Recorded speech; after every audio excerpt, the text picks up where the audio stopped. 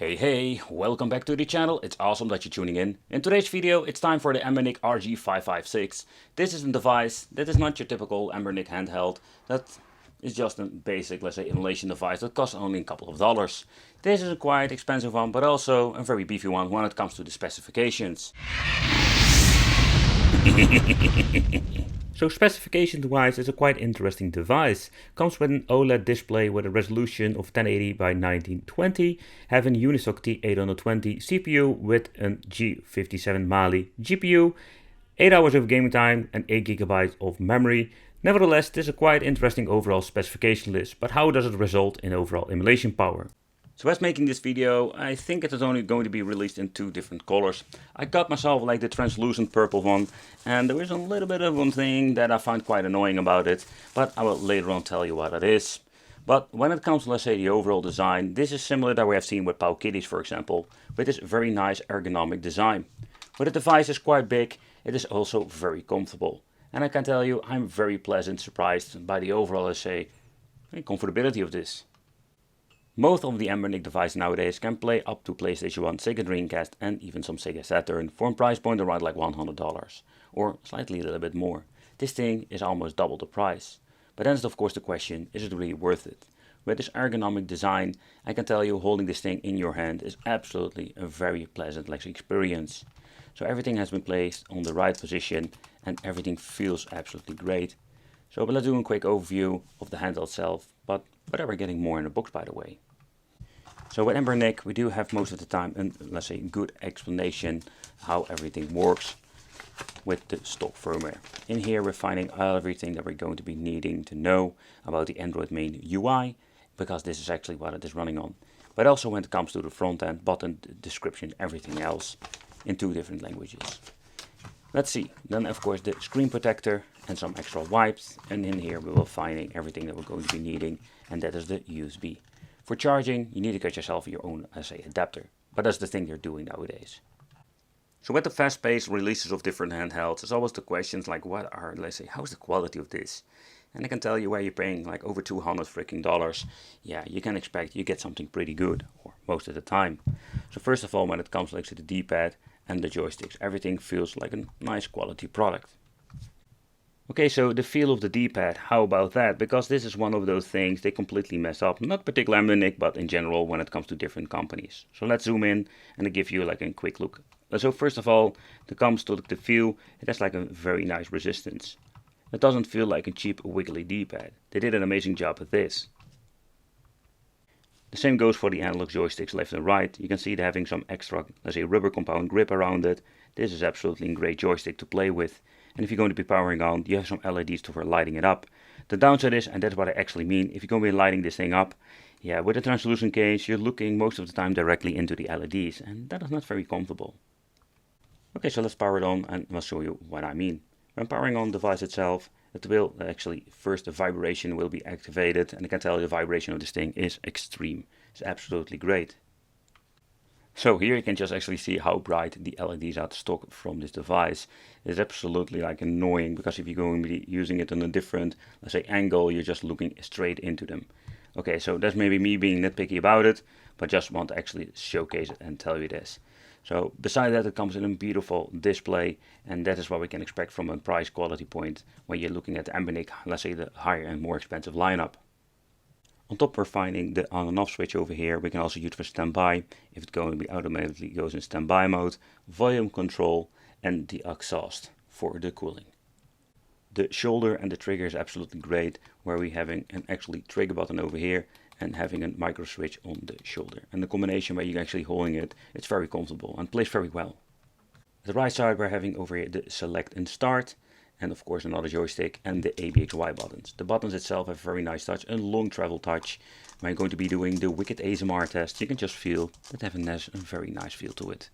And at the left side we're having over here the Anbernic logo for special features, and of course having the return and the home button. At the bottom part we're finding a USB-C and headphone jack, and having here the option for adding an S3 card. And then we're having implemented two speakers over here, and yeah, stereo speakers. And due of, like, the form factor, you have a lot of space to basically just put in some great speakers, and can tell you these things sound absolutely great. The first time you're going to be booting it up, it will ask you a couple of questions to set a couple of things up, including all of the emulators.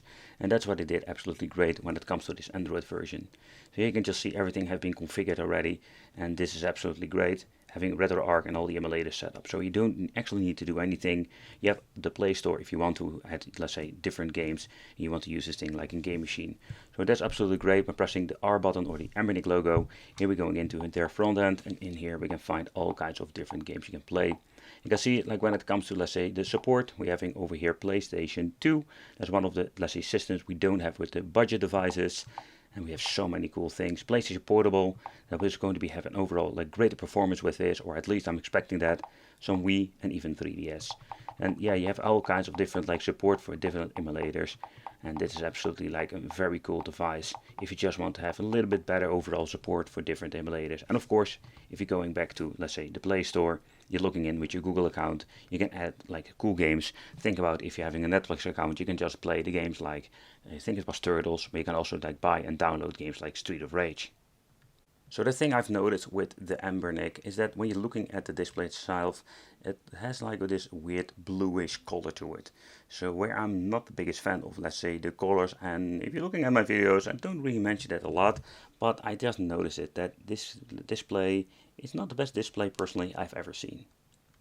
Okay, so in settings, let's turn this thing all the way back because this is absolutely too crazy when it comes to the brightness over here. So let's put this on 50%.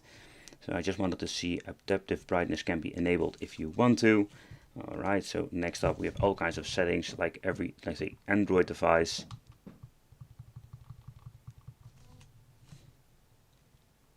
Okay, so another thing for, like, say, getting into, let's say, some other configurations, you need to slide all the way down here. You're finding the internet, Bluetooth, auto rotation, and light. But we're going to have like more options if you're going to be sliding it again. And in here we're finding the key mapper. So the key mapper is a piece of software that can be very beneficial if you want to like configure this with like shooting games that have no controller support, what I understand of, and the ambient light can be shut down. Yep, and I'm going to be like shutting it down now forever because the LEDs, man, they are freaking annoying. Alright, so the first part I just want to get into the emulation just to see how the overall performance is. So there are many different devices that can actually play all the way up to PlayStation 1 and even some Sega Dreamcast and some Sega Saturn. So you don't really need to buy an expensive product like this. So what I'm going to be focusing clearly is like of course on the PlayStation 2, Wii Emulation and GameCube, just to see how far we can push this device. Another feature you need to take consideration is of course the hybrid function, the Android. So for example over here I'm also going to be testing Street of Rage 4, Turtles, Shredder's Revenge and even some Grand Theft Auto San Andreas. There's like you're going to be some of them you need to play through the Netflix, let's say streaming or let's say gaming servers, and Street of Rage 4 needs to be bought. Nevertheless, if you're going to be looking into all of the features, maybe then this device is actually worth its money. Okay, the first test I wanted to do, getting into some Street Fighter of the Capcom 3 system. This runs without any problem, but we can play Killer Instinct and MAME, the more demanding, let's say, emulators. But another thing I just wanted to check out, how is the D-pad. So when this thing has an absolutely amazing feel, let's see how it responds when it comes to fighting games. Amazing audio this thing by the way has. So that seems to be working just fine. The inputs of this, let's say, D-pad is just great. So for fighting games, oh yeah. I think this is maybe one of the best D-pads that I've tried in the last couple of years when it comes to this, the devices. Whereas sometimes a hit or miss with Embernic or Powkiddy, they absolutely nailed it with this. Pressing the back and home button will give you the RetroArch option, where you can make a quick load, quick save, restart, and even tinker with the settings if you want to. So it's kind of cool, but we're going to be quitting RetroArch, and we're just going back to the main menu. And that's actually how it works out. I really love the way how this thing works, and how it can easily like switch between games. And yeah, of course it can always be better with different launchers, but the launcher from the Anbernic itself, it's not absolutely bad. No, I like it.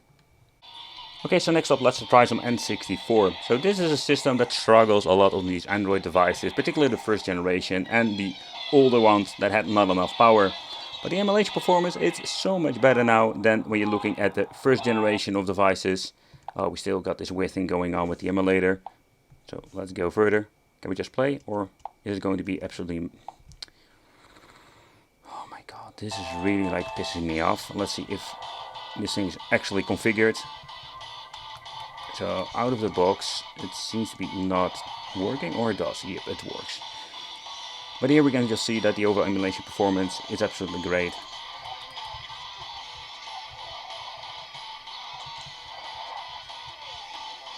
I think if you want to play some N64 with even higher resolutions, we just need to get ourselves like a Windows or a Steam Deck, because those things are even a little bit more expensive, but the overall performance is absolutely amazing. But for what you're getting, it's not bad at all.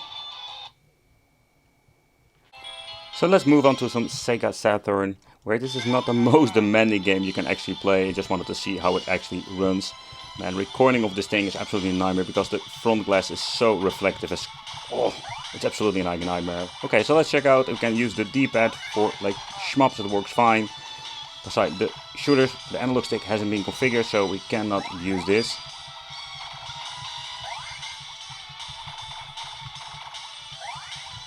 But the emulation performance on native resolution works just great on Sega Saturn. Where we had like with the cheaper devices, we also had like a lot of problems with this, but this seems to be working just fine. It's absolutely great.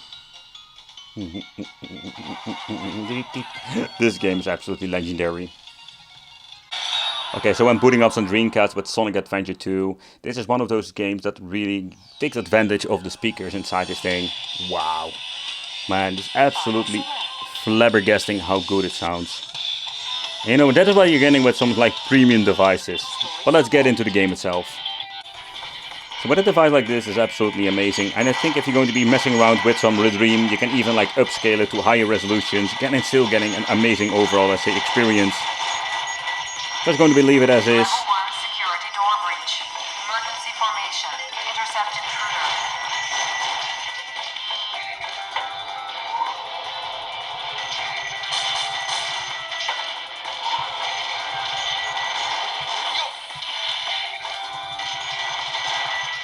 Wow, absolutely great.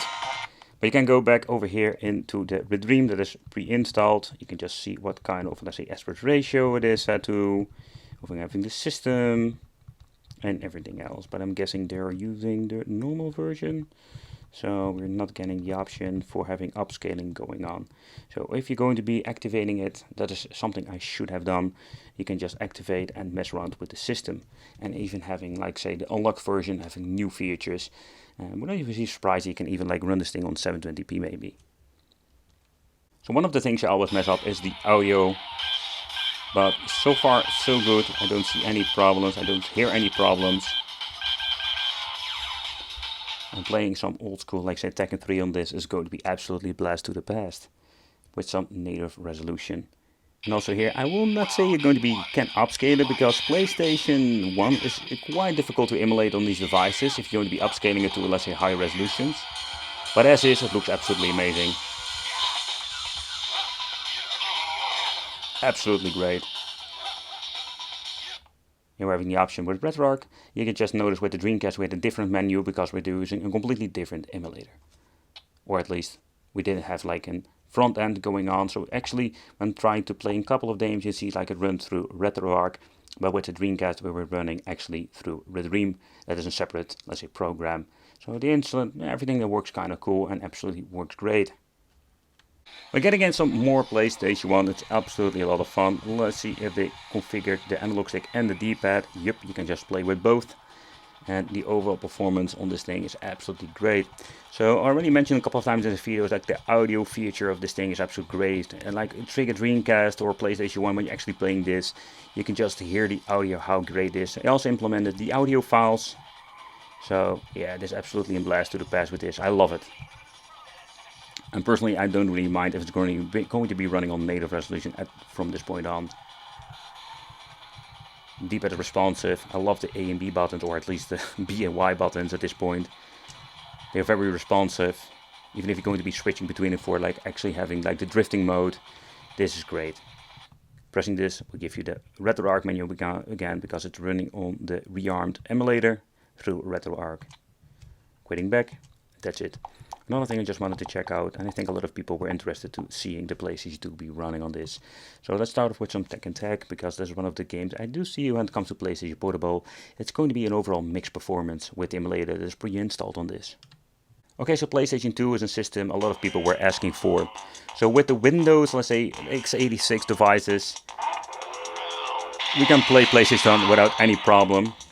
But with this, you can just hear from the audio standpoint that it runs really slow with a lot of dips. And this is the problem I'm having with this. Maybe with some let's say installing a different emulator, we can get an overall better performance. You can also like getting into the settings, go start like messing around with this, having a fast boot already, let's say, enabled, so that's great, so it started into the game. But you know, it's more like a compatibility issue. You can just like the GPU rendering can be maybe switched out. Upscaling multiply has just set to native, so we cannot change anything out there. But you know, that's the thing. It's going to be a hit or miss with PlayStation. So let's try a different game and give you a look that not everything is going to be running that bad.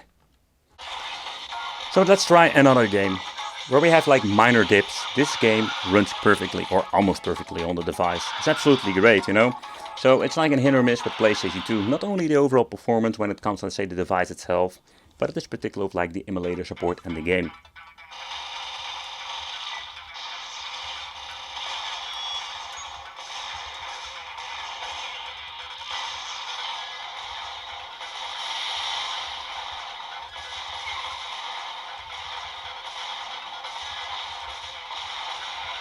I find it still such a weird game. But there you have it. The all famous dip. I have no idea what's going on. Somehow it just dips now. But in other words, I think if you guys really want to play PlayStation 2, you can just tinker with emulators and all kinds of weird things. But after resetting, just going back into an emulator, there was just like an emulator problem. Now it seems to be running just fine.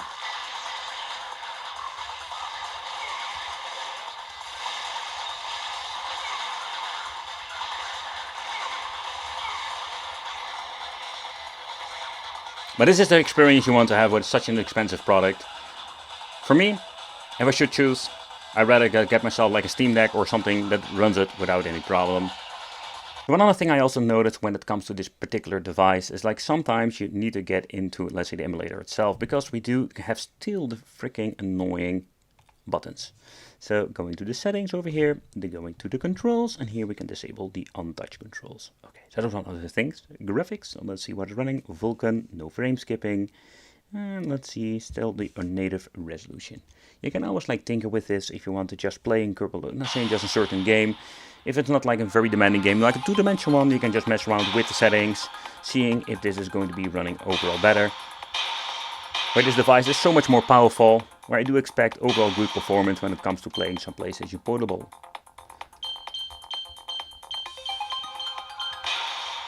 Let's get into the game. Frames per second is still 60. Of course, Tekken 6, it's less demanding than, let's say, in God of War, but just see what happens if we're going to be booting up the game. You see it dip to 47. But with this particular one, let's say, device, oh man, playing PlayStation 2 emulation was a mixed overall performance, but with PlayStation, it runs absolutely great. It looks great, it sounds great. And also with this, if you have problems when it comes to compatibility, you can always see to upgrade the PlayStation Portable, let's say, emulator, and get an overall better performance there. And again, tinkering is sometimes necessary. Alright, so let's do the test, the all famous, the God of War change of kinkiness. Oh man, I lost this the turbo function to speeding up the game. Native resolution, no craziness, just to see how it actually runs, and you can just see that. It's a minor big hiccups there, but nothing like really bad, okay. Oh yeah, that like slicing move really needs to be rendering in a lot of, let's say, frames per second. This is also a moment where it sometimes stutters, but the overall experience is quite good. Yes, you need to return fire, I know, I've played this part too many times. Okay, so this is another system that I just needed to check out with one of my, let's say, favorite games, the Metal Slug clone, Dolphin Blue. And the reason why, because this game had so much trouble on game boxes and just cheap handhelds. Now we have enough juice to actually really enjoy it, a full 60 FPS. Let's get in the next part, because the next part we're going to be having a lot of stuff going on. Riding the dolphin, oh yeah! But you can see no problem whatsoever. Where Thomas Wave don't have a lot of, let's say, a lot of titles, there are like a lot of hidden gems there. So you can just see, it runs absolutely great. One of the best overall performances I've seen when it comes to, let's say, the handhelds from Anbernic. Moving on to some GameCube and some Wii. And with this, we're having like just quite an overall, let's say, nice performance, but it is pushing the device to its limit. They're still using, let's say, the normal Dolphin emulator, what I know of. Let's see how everything is configured. Okay, now we're actually using the trigger buttons at the back. I'm guessing this is brake. Yep. It's completely widescreen shenanigans going on over here, but for now I'm just going to leave it as it is. But the emulation performance is nice. It's absolutely great. Alright, there we go. Only analog stick has been configured. I've reached the point now that we can, let's say, buy a handheld that can actually emulate some Wii as some, let's say GameCube. Going back to the menu, we'll give you the emulator. Alright, can quick save, exit emulator. I want to make one thing sure, is like what kind of emulator they're running. Aha, so the Dolphin emulator is the MMJR2 and also the Dolphin emulator itself. They implemented in both emulators, so it's kind of interesting they went for this, where the MMJR2 has absolutely overall better performance with many of, let's say, other games. Okay, let's go back to the part where we're talking about. Okay, let's see if we can boot it up. Can I get into the old game? And you can see with this particular game we still have, let's say, all the front-facing touch button. Oh, you know, it's kind of annoying that you need to go into the menu and every single time removing those. So where the previous game, the Ridge Racer game, was actually being used through the Dolphin emulator, now we're going to be using the MMJR2 for overall better performance. Let's see how actually good it performs. Let's crank up the volume over here.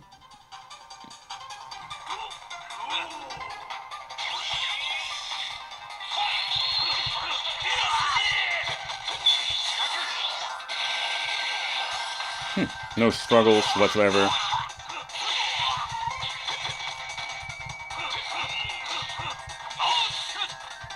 So when it comes to the overall performance, I'm quite surprised how good it is and how fluent it works. But I didn't test a lot of, let's say, 8-bit and 6-bit stuff because that runs just fine on this. You know, you don't need to buy like a 200 plus device to actually play that. I think where this thing really shines is actually the other stuff that we have shown cases here. PlayStation 2, Wii, GameCube, there's why you need to buy such a powerful and expensive product for. But let's move into something else. Let's check out not the front end, but let's take a close look at the Android part, because there we also have a lot of cool games that we can play. Okay, so let's get into the Netflix and the games that you can play through their service. I do have like say a double feeling about this. It's kind of cool because I love Netflix. I have it for like 10 years plus now. But there is downside. So if you have no Netflix, you cannot play these games. I'm more like a fan of buying the games that I really want to own, or actually like having the possibility to install it on every single system I want to. So you're not really streaming it. If you're going to be enabling Netflix, logging into your account, you can just download the game. The positive thing about this is that we do have like the DLCs, so we don't need to purchase that separately. But again, it all has like the positive and the negatives. But this seems to be working just fine. Absolutely fun. Man, this is such a classic game. Or it does. It's not really classic, but getting some classic vibe over here. Let's put it that way. There's only one downside. I don't have like a lot of great internet connection over here, and I've noticed that I needed to connect to the servers every single time I'm going to be booting it up. Yeah, so that's a little bit of a downside. Where I have no problem getting a subscription and actually like downloading it, because I downloaded all of the files. The unfortunate part is I needed to get into the internet connection. If you don't know internet, yeah, you cannot play those games. I just want to give you like a quick example when it comes to San Andreas. I don't have Wi-Fi at this moment. I've been booting up into the game, so when I basically have the verification done, you can just play it whatever you want so far, I understand.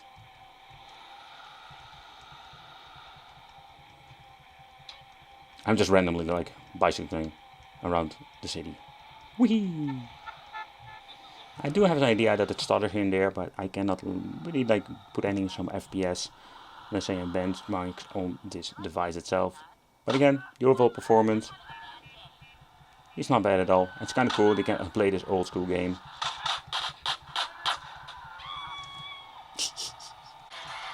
Okay, so moving on to Android stuff. So take consideration, if you want to play like Shredder's Revenge of the Turtle game, you need to have a Netflix subscription. But games like Street of Rage 4, you can just download it and buy it, download it and play it, and have it in your collection forever.